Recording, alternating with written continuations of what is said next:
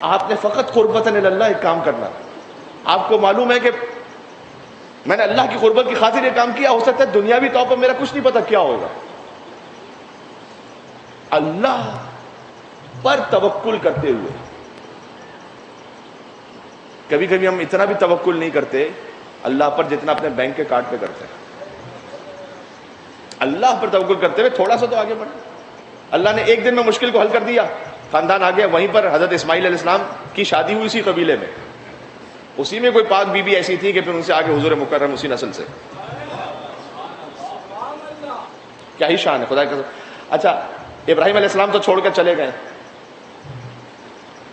جب وہ چھوڑ کے چلے گئے تو تقریباً 15 سال بعد واپس آئے. میں آپ سے ایک سوال کر رہا ہوں, بالکل ایمانداری سے اپنے دل میں جواب دیجیے گا. ایک باپ اپنے بچے کو بیوی کے ساتھ چھوڑ کر چلا گیا اور ماں نے اس بچے کو پروان چڑھایا ہے 15 سال تک. اس بچے کے دل میں ماں نے کیا باپ کی محبت ڈالی ہوگی؟ ویسے عام حالات میں تمہارے باپ نے تو کچھ کیا ہی نہیں ہے, جو کچھ پالا ہے میں نے پالا. لیکن وہ ماں ایسی تھی کہ جو جانتی ہے کہ باپ جو چھوڑ کر گیا ہے نا, وہ کسی دنیاوی معاملے کی وجہ سے نہیں چھوڑ کر گیا, وہ اللہ کے حکم سے چھوڑ کے گیا. لہذا باپ کی ایسی محبت ڈالی اسماعیل کے دل میں, اتنا تسلیم ہو کر کہ جب باپ نے آ کر کہا نا کہ بیٹا میں آپ کو ذبح کرنا چاہتا ہوں, تو سامنے پلٹ کر اسماعیل نے یہ نہیں کہا کہ آپ نے تو مجھے پالا ہی نہیں ہے, آپ کون ہوتے ہیں, آپ کون ہوتے بات کرنے والے. نا نا نا, تسلیم. اس خاندان سے حضور مکرم.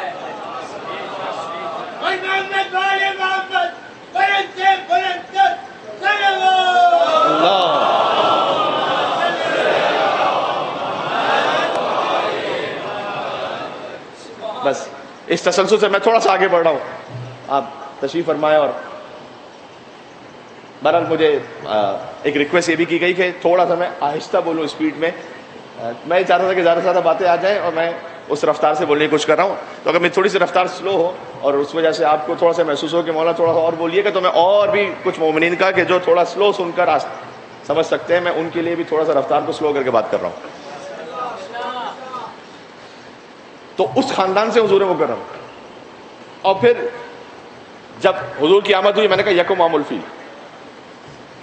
30 سال بعد اللہ نے اپنے ہی گھر میں ایک حضور جیسے کو بھیجا.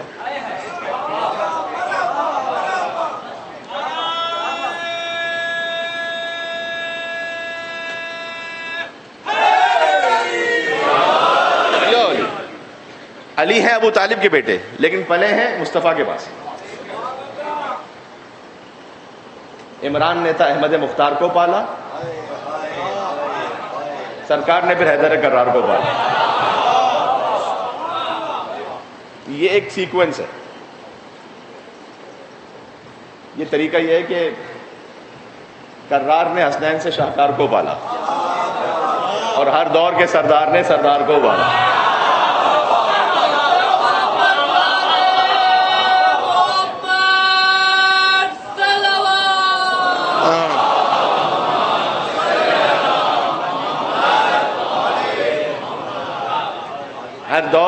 ہر دور کے سردار نے سردار کو پالا اور ایک پردہ توحید میں خود ڈھال رہا ہے اور مہدی کو حجابوں میں خدا پال رہا ہے.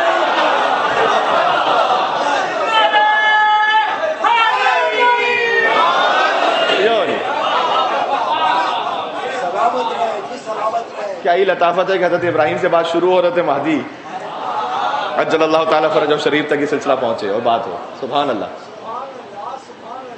تو اب حضور مکرم کی آمد ہے اور 30 سال کا فرق ہے. آپ نے کبھی ایسا یوزولی نہیں دیکھا ہوگا کہ ایک وہ بچہ کہ جس کا اپنے بزرگ کے ساتھ 30 سال کا فاصلہ ہے, وہ اتنا مانوس ہو کہ کئی کئی دن تنہائی میں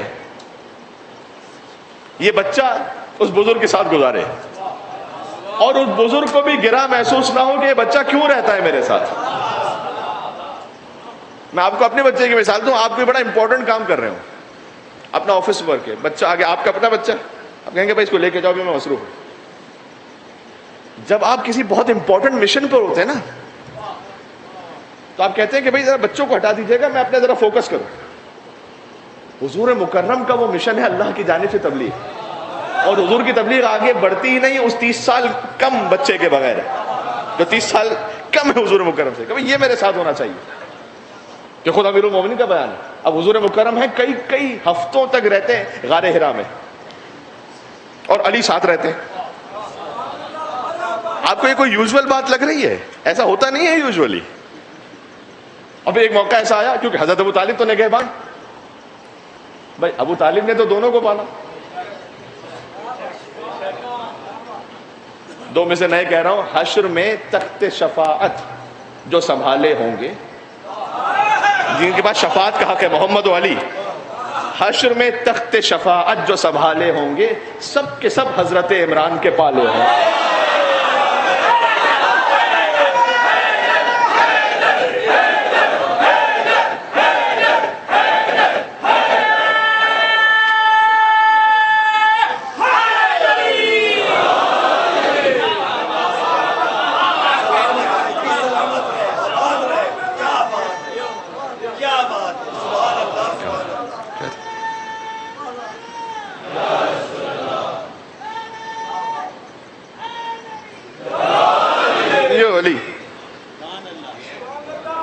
اب ایک چھوٹا بچہ حضور کے ساتھ غار حرا میں ہے اور ہمیشہ ساتھ ہوتا ہے.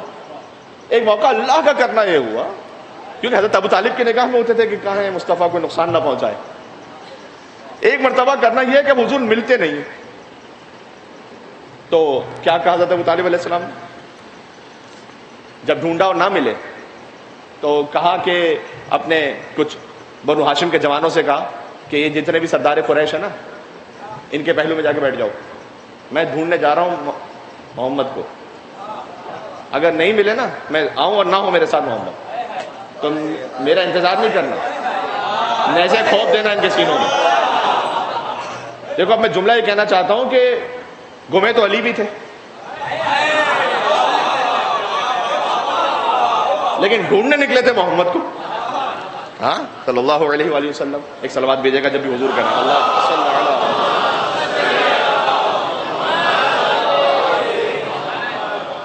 تو حضرت ابو طالب اس طرح سے حفاظت فرماتے رہے. اور پھر ایک موقع ایسا آیا کہ جب وہی نازل ہوئی 40 سال.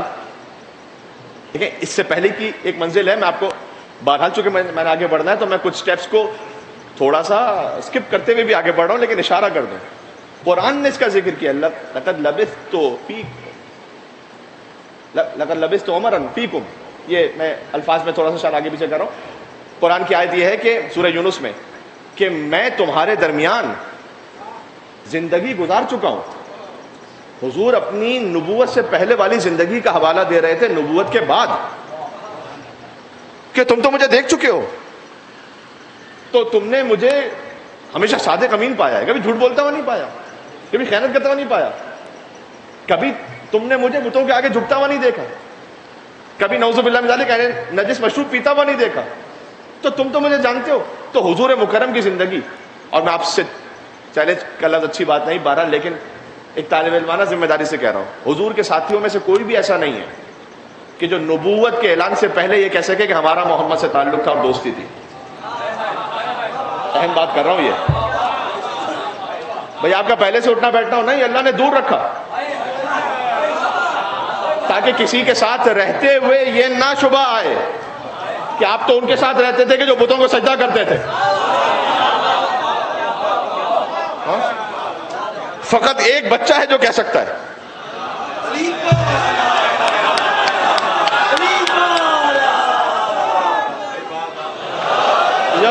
ایک بچہ ہے جو ایسا کوئی ساتھی حضور کا یہ نہیں کہہ سکتا نبوت کے اعلان سے پہلے کہ ہم بھی مصطفیٰ کے ساتھ اٹھتے بیٹھتے تھے، ہم بھی ان کے ساتھ آتے جاتے تھے، جب وہ حرا میں ہوتے تھے تو ہم بھی چلے جاتے تھے، جب وہ کھانا کھاتے تھے تو ہم بھی ساتھ بیٹھے ہوتے تھے.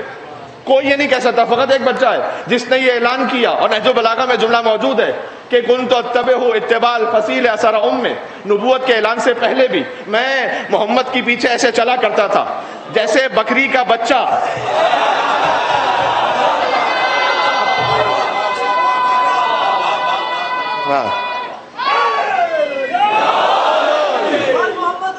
ایک بچہ ہے.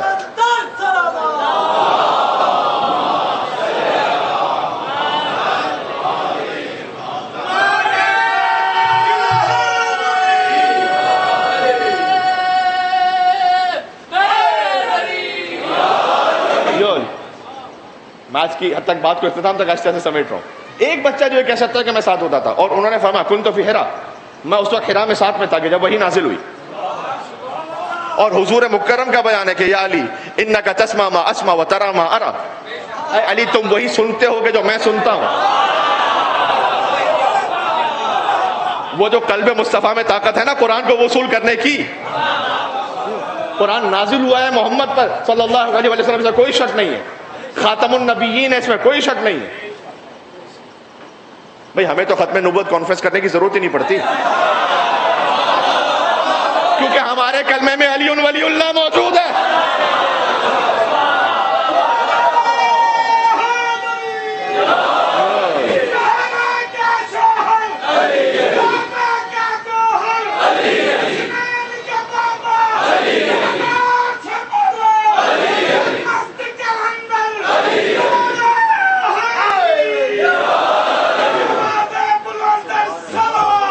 اللہ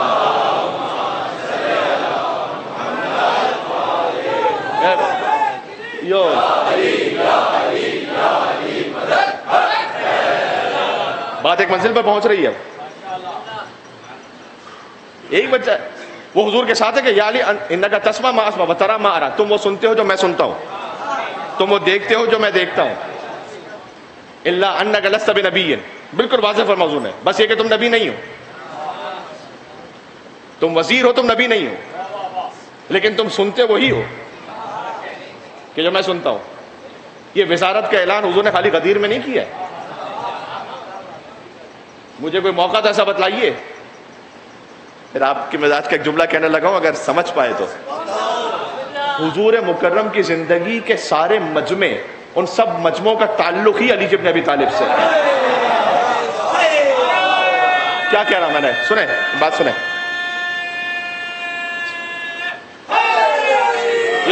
چلیے, حضور نے علی کے علاوہ کسی اور بات کے لیے مجمع جمع کیا ہی نہیں ہے.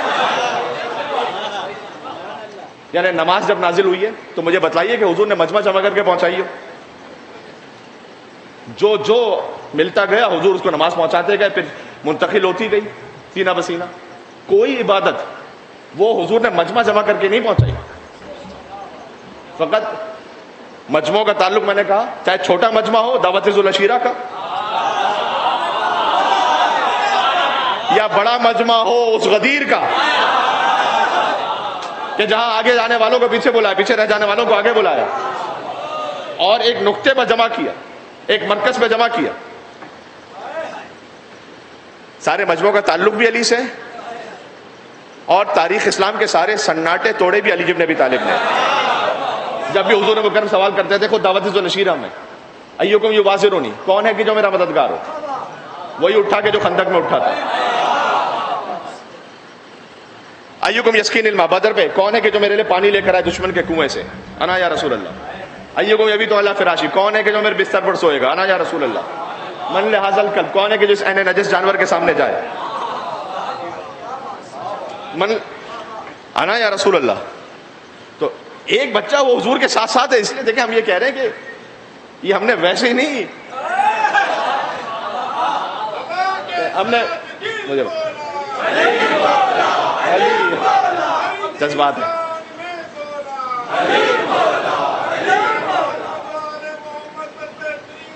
مل کے سر اللہ.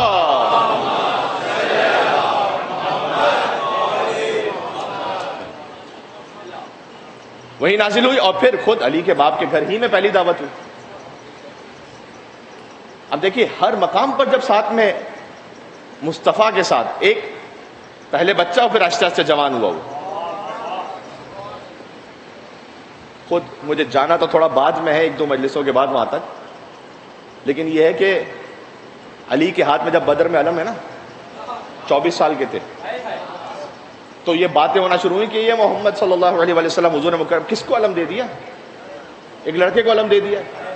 اس وقت مولا علی کا ایک رجز ہے, وہاں مولا علیہ السلام نے کہا کہ بادل الحاذین صغر سنی لمثل ھذا ولدتنی امی, میرے بارے میں باتیں ہو رہی ہیں کہ میرا سن تو بہت چھوٹا ہے, میرے ہاتھ میں یہ علم آ گیا, میرے بارے میں باتیں ہو رہی ہیں کہ میرا سن تو بہت چھوٹا ہے, صغیر السن نہیں, میں تو بہت صغیر السن ہوں, میرے بارے میں باتیں ہو رہی ہیں, لیکن یاد رکھو بھلے مثل ھذا ولدتنی امی, آج کے دن کے لیے ہی میری ماں نے مجھے جنا تھا کہ تاکہ محمد کو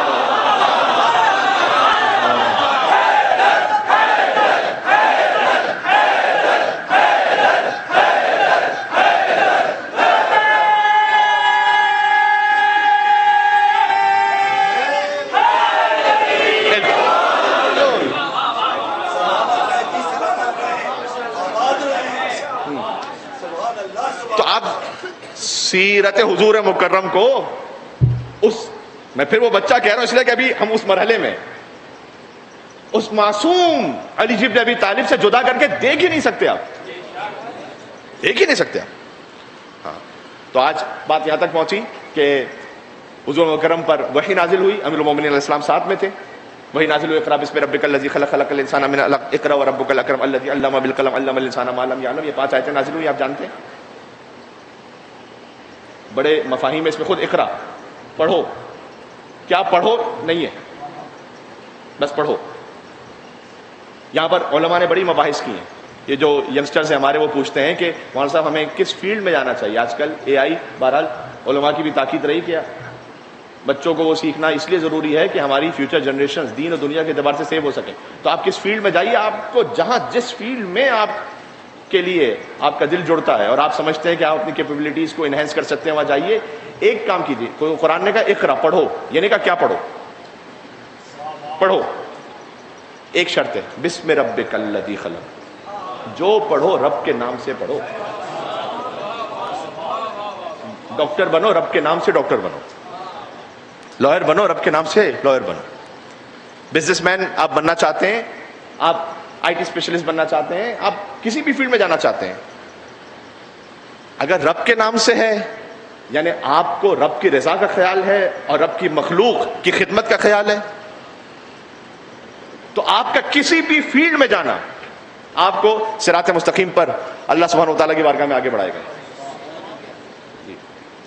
تو ضروری نہیں کہ کسی کے سر پر امامہ ہو تبھی وہ دین کی خدمت کرے گا. اقرا پڑھو, رب کے نام سے پڑھو. اور پھر اس میں ایک تشریح علماء نے یہ بھی کی ہے کہ کیوں خود آخری جو آیت ہے کہ جس پر پڑھ کے سجدہ واجب ہو جائے گا, لہٰذا میں عربی نہیں پڑھا, سجدہ کرو رب سے قریب ہو جاؤ. سورہ الحی کی آخری آیت کہ رب کے نام سے پڑھو, تعلیم کا آغاز ہو رب کے نام سے, تعلیم کا اختتام ہو رب کی بارگاہ میں سجدے پر. تکبر میں نہ آ جاؤ. جب تھوڑا سا پڑھ لیا تو ماں باپ کے سامنے بلند آواز سے بات نہ کرو کہ آپ کو کیا پتہ ہے. کچھ لوگ تھوڑا سا پڑھ لینے کے بعد یہ سمجھنے لگتے ہیں کہ ہمارے ماں باپ نے کیا ہمارے لیے, ان کو کیا پتا دنیا کا. اس باپ نے اگر محنت نہ کی ہوتی نا تو آپ اس لائق نہ ہوتے کہ کس طریقے سے وہ آپ کو پرائمری میں لے کر گیا اور سیکنڈری میں لے کر گیا. ان مراحل کو بھول نہیں چاہیے کہ سجدہ کرو رب سے قریب ہو, تواضع ہونا چاہیے. سبحان اللہ. یہ وہ پہلی وحی تھی کہ جو نازل ہوئی. تو عزیزوں بات اختتام پر آ گئی.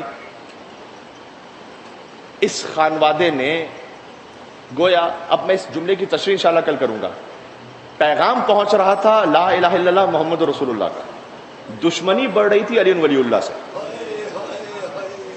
اس جملے کی حقیقت آپ سمجھیں, اس لیے کہ جہاں کہیں ہم محمد تک پہنچنا چاہیں صلی اللہ علیہ وسلم, علی ہے درمیان میں.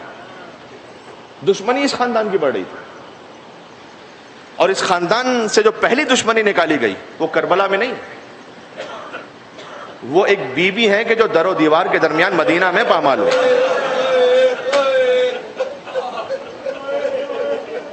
سیدوں کا مجمع ہے, بہت سے سادات کرام تشریف فرمائے, آپ کی جدہ کا ذکر ہے,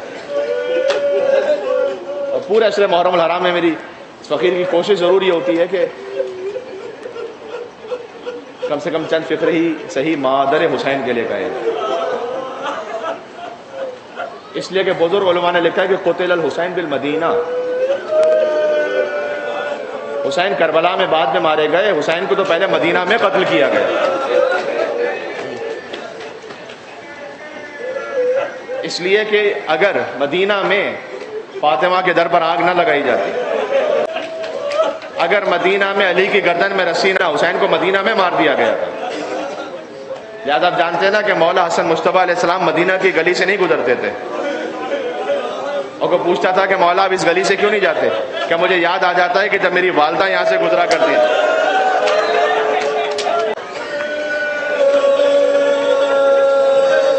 اور نوبت یہاں تک آ گئی وہ علی کے جو لمحہ بلمحہ رسول اللہ کے ساتھ ہوں، نوبت یہاں پر آ گئی کہ جب علی نے گھر پہ اپنے دق الباب کیا، خود سیدہ نے آ کر دروازہ کھولا۔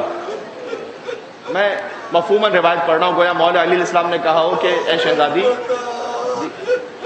آپ کا تو پہلو شکستہ ہے، آپ نے خود کیوں زحمت فرمائی کہ آپ دروازے تک آئیں؟ یہ محبت اور نسبت ہے۔ اب بی بی کا جنازہ رکھا ہوا ہے، علی نے اپنے بچوں سے کہا آخری ودا کر لو۔ کتنے مظلوم ہیں علی، کہتے تھے آہستہ رہو، مدینہ والوں کو خبر نہ ہونے دو۔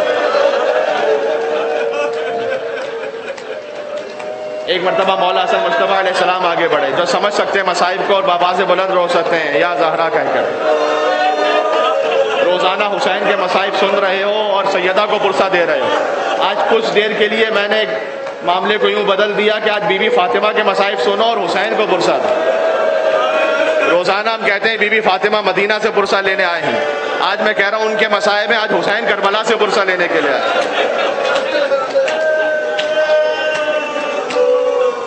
بی بی ام کلثوم بھی آگے بڑھی، بی بی زینب سلام اللہ علیہ بھی آگے بڑھی، لیکن ایک بچہ ہے فاطمہ کا سلام اللہ علیہ۔ حسین قدموں سے لپٹے ہوئے تھے کہ بابا جب تک میری ماں مجھے خود نہیں بلائیں گے۔ بس ایک منزل آئی کہ بندے کفن ٹوٹے، سیدہ کے ہاتھ باہر آئے۔ حسین کہتے تھے واہ غربتا، پروردگار آج تیرا حسین غریب ہو گیا۔ سیدہ سے ضبط نہ ہو سکا، کہا اے میرے لال، ماں کے سامنے غربت کا ذکر نہ کر۔ میں ہاتھوں کو جوڑ کے کہوں گا کہ اے بی بی، آج علی بھی تھے، آج حسن بھی تھے، آپ کی حسین کی زبان سے غربت کا ذکر نہ سنا گیا۔ کل کربلا میں راوی کہتا ہے کہ حسین نے ایک طرف اکبر کے لاشے کو رکھا، ایک طرف قاسم کے لاشے کو رکھا، درمیان میں میرا مولا لیٹ گیا، ایک ہاتھ اکبر کے لاشے پر، ایک ہاتھ قاسم کے لاشے پر رکھ کر کہتے تھے واہ غربتا، پروردگار آج تیرا حسین غریب ہو گئے۔ جزاک اللہ، اسی طرح سے گریہ جاری رہنا چاہیے۔ ملائکہ نازل ہوئے آسمان سے، کہا اے علی، حسین کو ماں سے جدا کر دو، ملائکہ میں کوہرام بپائے۔ میں کہوں گا بہت پیار سے جدا کیا ہوگا، بڑے احترام سے جدا کیا ہوگا، ارے سکینہ کی طرح تماچے تو نہیں مارے۔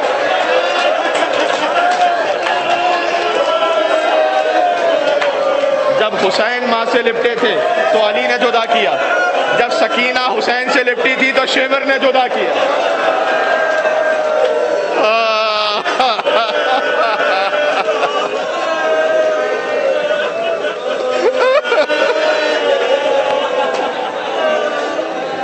بس عزیز اس بی بی کا ذکر ہوا ہے کہ جن کے احترام میں رسول بھی کھڑے ہوتے ہوں۔ تو میں بس ایک جملہ کہہ رہا ہوں، مصائب کو آہستہ سے اختتام تک لے جا رہا ہوں۔ حور کو کس نے بچایا؟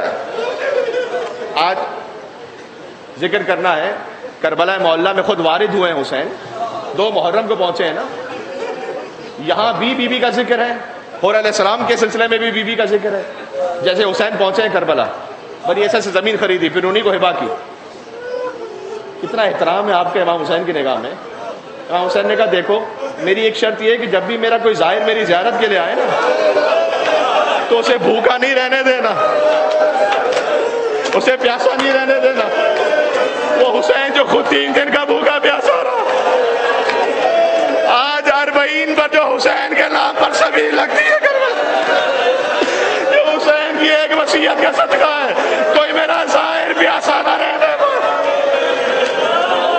کوئی میرا زائر بھوکا نہ رہنے پائے۔ لیکن جب امام حسین نے وہاں قیام کا ارادہ کیا، میں نے بزرگ علماء سے سنا ہے اس بات کو کہ بی بی زینب سلام اللہ علیہ نے فرمایا تھا کہ بھیا یہ کہاں آپ نے قیام کا ارادہ کر لیا؟ کہ جیسے ہی ہم یہاں رکے ہیں کسی بی بی کے رونے کی آواز میرے کانوں میں آ رہی ہے۔ حسین نے کہا یہ کسی اور کی نہیں، ہماری ماں فاطمہ الزہرا کی آواز۔